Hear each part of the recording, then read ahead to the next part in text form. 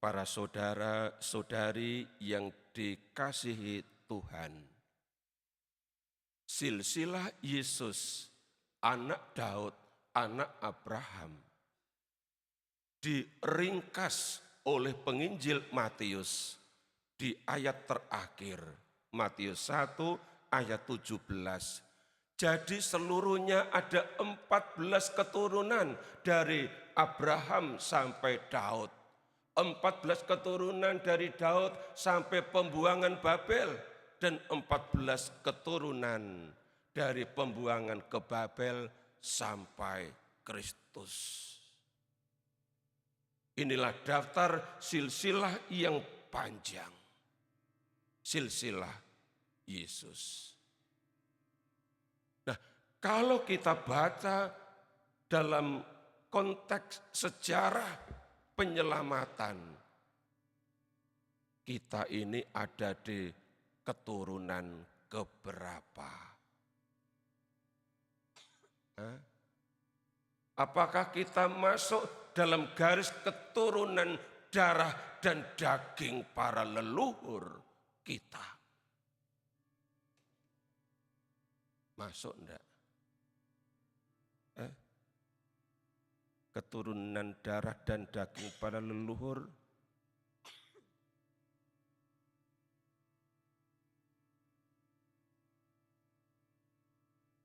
Menurut hemat saya, lebih berkat karena iman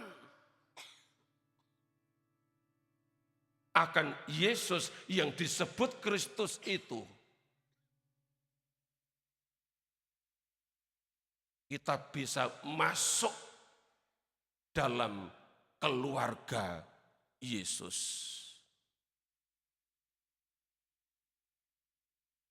Tanpa iman sulit.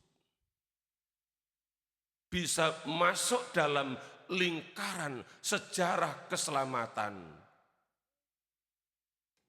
Seperti dicantumkan dalam kitab suci. Justru karena tidak masuk dalam kesatuan darah dan daging para leluhur, Yesus memberikan kemungkinan lain,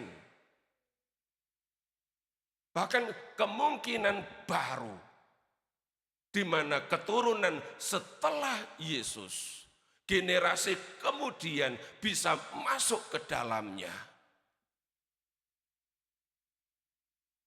Yakni ketika kita menyatu di dalam Yesus yang memberikan darah dan dagingnya kepada kita dan kita mau menerimanya.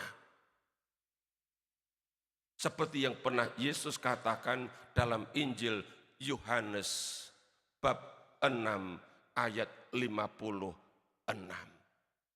Yesus berkata, barang siapa makan dagingku dan minum darahku, aku tinggal di dalam dia dan dia di dalam aku.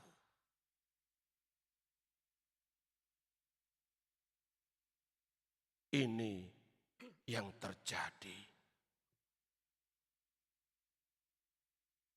Ini yang terjadi secara imani sakramental. Lebih-lebih melalui ekaristi. Di mana Yesus memberikan tubuhnya dan kita menyambutnya. Di situ ada kesatuan antara Yesus dan kita dengan Yesus. Karena ia tinggal di dalam kita dan kita di dalam dia.